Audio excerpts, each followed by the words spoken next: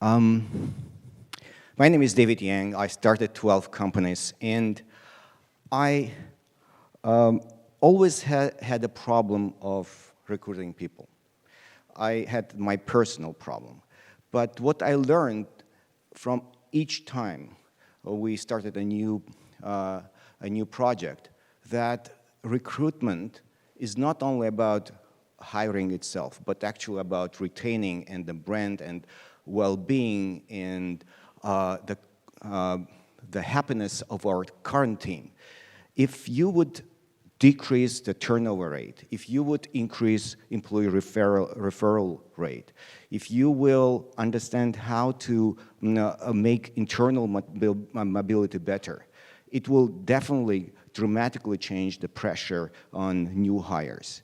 This company, Abby, I started 30 years ago. Now it's a 1,300 employee organization with 14 offices in 13 countries. And this is a leading AI company in content intelligence and process intelligence. After that, I started several companies in different areas, including AI as well. And not only about recruiting, it was my continuous thinking, but also about the leadership skills, about overall how we do our teams more successful. And the obvious understanding led me to two elements: the happiness of my employees and the quality of my leaders, of my informal leaders. That's the problem of this happiness and stress is very severe. According to World Health Organization, 1 million workers per day call in sick, and 61% of them claiming stress is the reason. And the continuous stress, which is called occupational syndrome, employee burnout problem, is not easily could be determined by watching people. But sometimes people themselves don't know whether or not they're experiencing burnout. But the evidence today shows that the burnout is becoming the #1 final cause of people's termination and attrition. And how much, do you know how much does it cost? We have calculated that companies are losing $10 million minimum per year per 1,000 people team just because of having this burnout problem. Can I ask you guys, raise your hands if you are working with a company above 100 people? So, thanks. About 500 people? About 1,000 people? Okay, so we see that almost half of current companies are working at medium or in large organizations, and it is a dramatic problem. So now, how to solve this problem? I know we are here think about recruitment, but again, as I mentioned in the beginning, we should see a whole picture, holistic picture of what we're doing. How can we overcome burnout and attrition? We use surveys. We want to listen to our employees. But now 78% of managers are not satisfied with existing tools. Why? Because the existing tools are not objective, first, and second, they're not real-time.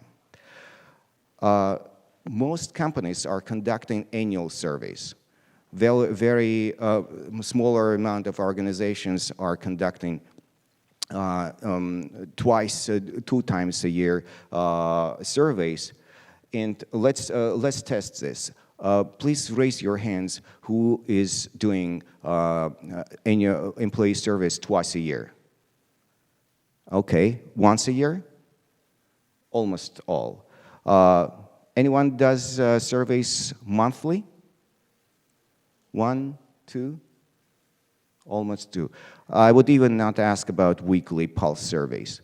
Why?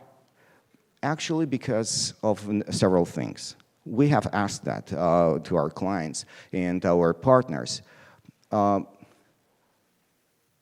HR cannot afford so much information. If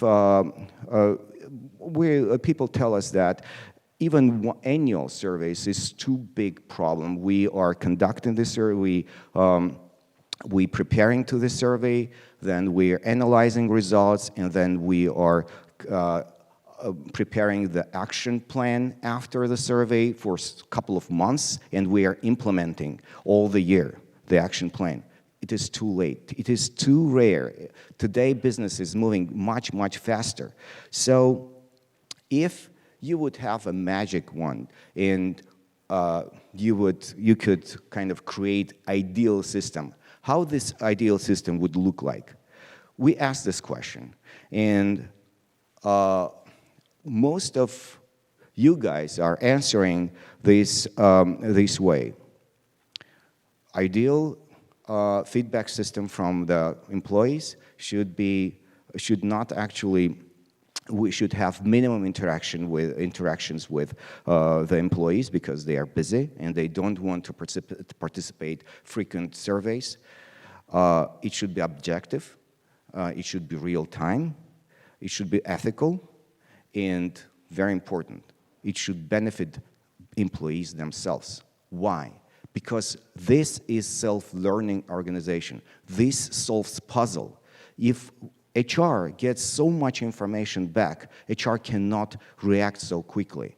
But imagine if the system, a technology which will provide information back to the employees and benefit employees and allow each employee have personal dashboard with areas of improvement, with recommendations, how to improve.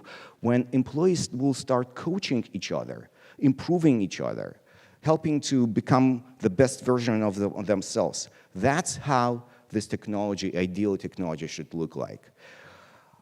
Now, coming back to the beginning. So, what problem we're solving? We are solving two problems.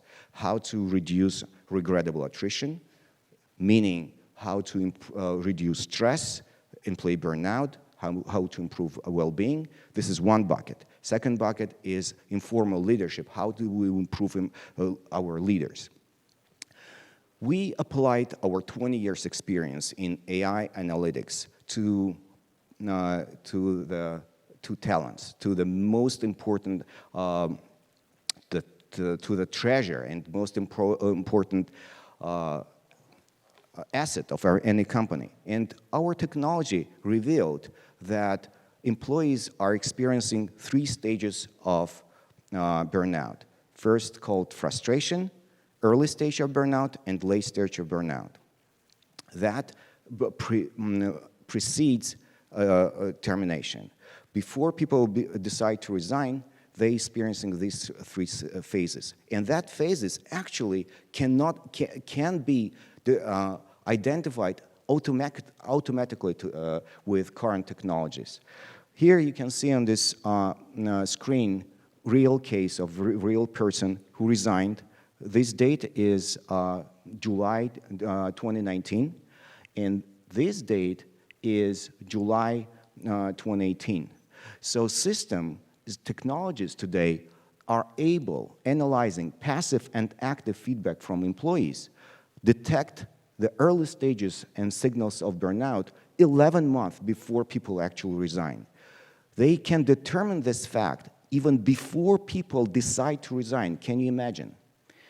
Now, imagine these technologies will bring this information back to the employee, and the employee will know that something is happening with him or her, and technology will recommend how to overcome this burnout without leaving the company. We identified 8 ways to overcome burnout without, instead of leaving organizations. My partner, Brent, will distribute a document, 44-page page report, which generates technology today automatically analyzing passive and active data. And it helps organization to spot the problems. It's like radiology, it's like MRI scanning of your corporate health, and understand the areas of improvement and areas of inflammation ahead of time. So it helps to improve retention, happiness, well-being. This slide is about leadership. I mentioned that actually there are two elements in improving corporate health. Informal leadership is very, very interesting story. We have analyzed hundreds and thousands of cases, and we came to the conclusion that 3% of informal leaders control, on average, 84% of all employees in our organization. Can you imagine? Who are those informal leaders? Are they on your side? Are they happy? Or are they burnout? Or they are going to leave? This is another important information which each organization must today analyze and start building relationship with informal leaders. And ideally, actually make informal leadership group and formal leadership group the same.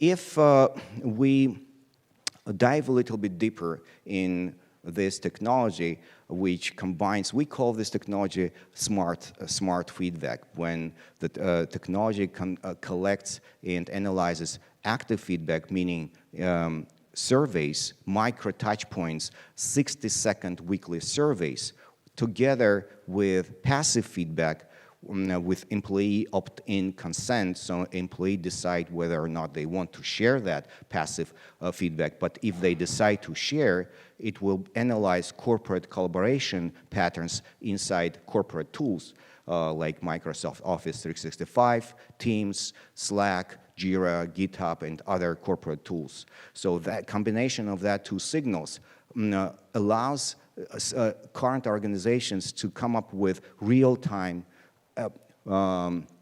actionable information about their teams. This is an interesting case. In this organization, it's a 1,400 employee organization. After applying this burnout analytics, a system identified 32% of all employees are in the late stage of burnout. And unfortunately, this is normal. Actually, according to Gallup, more than 70% of all employees are experiencing different levels of disengagement. But good news in this organization is that red zone, burnout zone, decreased from 36% to 32% in 3 months. This is good. What is interesting is here. Do you see distribution of red zone employees across different departments? It's hard to read here, but you can read it in the paper report. This bar is engineering department. So what you can see here, almost all red zone employees came from one department, engineering department. That's the insight. Now, when we show that to this company and we show this, we can see that it's not always was the case when engineering department was in the red zone. Something happened in March 2019, this inflection point when it was low and then started to grow. When we showed that to the company, they said, we know what happened. 2 months before this inflection point, they have introduced a new manager in this engineering department. And that changed completely the way they started to overcome this problem. They actually lost significant amount of very, very important engineers here, but they stopped the problem because now they understood the cause. The same way technology can identify burnouts in geographically, burnouts by gender, it's very important for inclusion problem.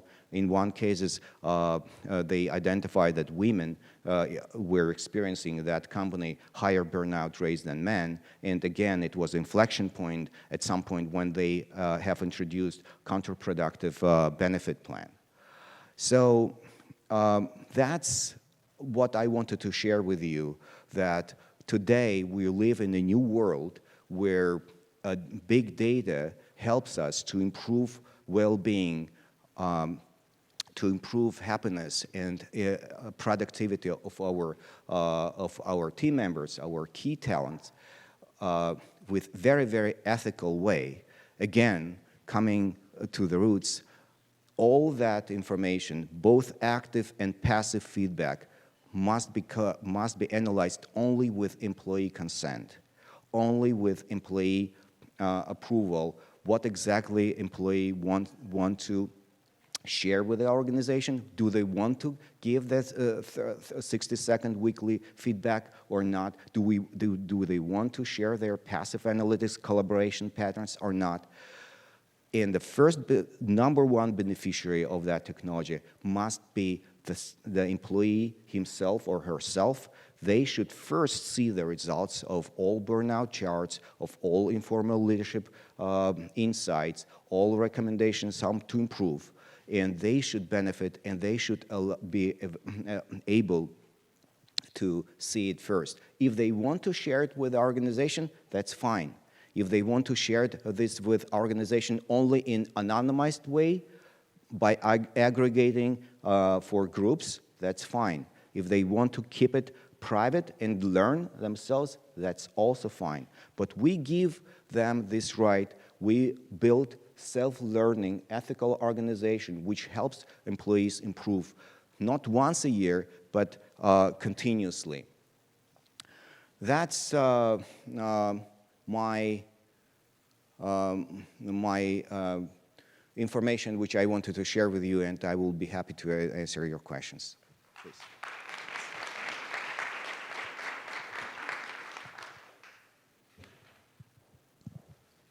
Thank you, David.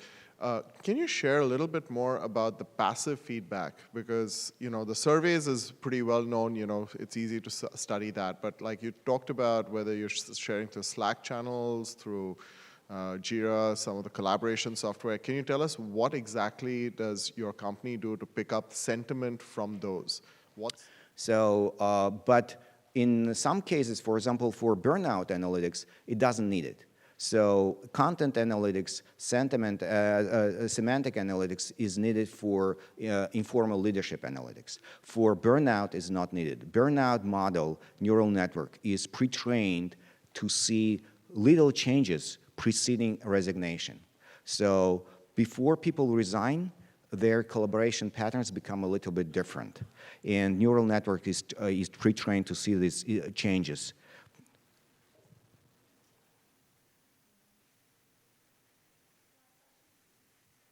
Please. Hello. Just in regards to burnout by department, is it possible to measure burnout of just one department and not look at the company overall? Yeah. And then just a quick follow-up question to that. When it comes down to looking at like previous period versus existing period, how often is the data measured and what are you looking at? Is it quarterly? Is it monthly? It's weekly. So you can apply such technologies to any group of people, like 10 people, 5 people, 50 people, 500 people, any group, any subgroup of people. And the technology is analyzing passive and active feedback on a weekly basis. So 60-second touch points and the passive analytics. Yeah. And I don't know if you ever received a response on this, but after you've identified the burnout from these employees, did the companies ever do anything to try to save those employees or reduce burnout? And kind of what did they do to save those people? On average, they save 20%. They decrease regrettable attrition for 20%, which saves about $2 million per 1,000 employee team per year.